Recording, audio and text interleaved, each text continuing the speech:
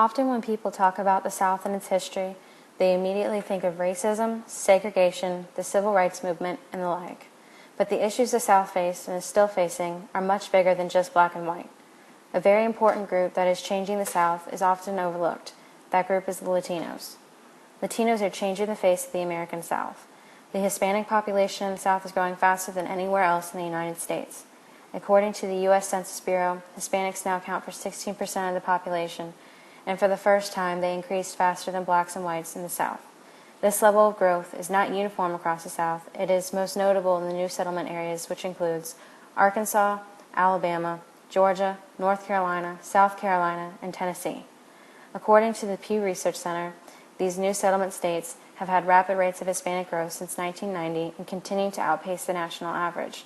Hispanic populations are popping up in communities where Latinos were merely a sparse presence just 2 decades ago.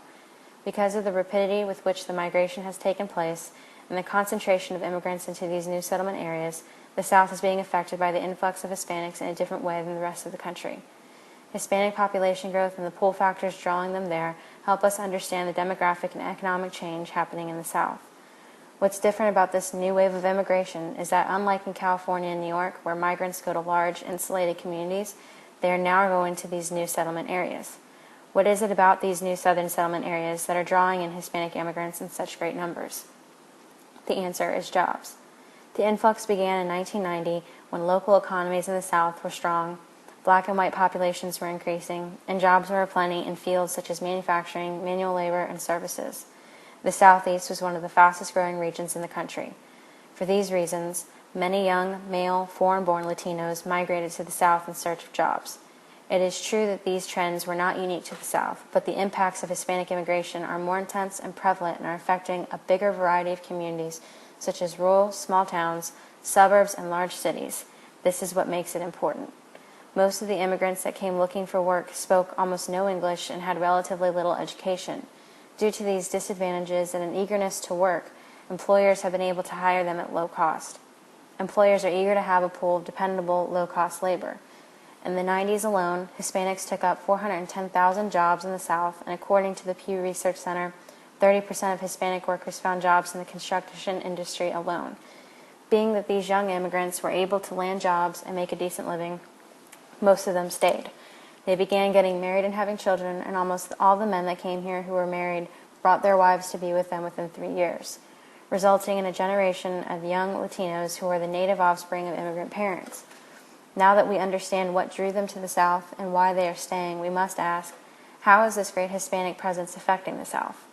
There are 3 big ways in which this is having an impact: education, poverty, and housing.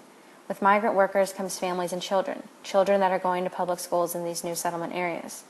The Hispanic school-age population, which is 5 to 17 years old, in the new settlement areas of the South grew by 322% between 1990 and 2000. During that same time, the white population grew by 10% and the black population by 18%. Hispanic children now account for over 10% of primary and secondary school students. With this flooding of Hispanic children into public schools comes some issues. For one, many of these school-age children come from migrant parents who don't speak English, and therefore the children have very limited proficiency in English. This means that these children require English learning classes in order to gain proficiency in the language and be able to stay on the same level as the other children. The second issue is that because the immigration happened so rapidly, many schools, especially in rural areas, don't have the programs needed in order to assist the Spanish-speaking students. Hispanic immigration is having a large effect on the public school systems in these new settlement areas, in an area that has been divided on black and white lines and where everyone spoke English. Having this new culturally different group in the mix is a great change for the South. Furthermore, while the overall poverty rate in the new settlement states dropped, Latino poverty rates rose to 25.5% between 1990 and 2000. This demonstrates the impact the immigrants are having on the new settlement communities where economic growth is based on low-skilled foreign workers. The South has always been known as the land of the poor, but now there is this new group of people that came in and are willing to work for wages that blacks and whites wouldn't accept. It changes the job market in these southern areas. Lastly, the immigrants are having an extremely important impact on housing in these areas. The average Hispanic household is much larger than the average non-Hispanic household. Hispanic households have more children and often include extended family members. Because of their lower socioeconomic status and size of household, Latinos are more likely to be renters than homeowners. This has a profound effect on these communities because they are now sharing their neighborhoods and towns with a group of people who are not integrated into their society and are changing the way of life in these new settlement areas in the South. As you can see, Hispanics are changing the South, and it's important that Southerners don't overlook the impact this group of people are having. The South is not simply black and white.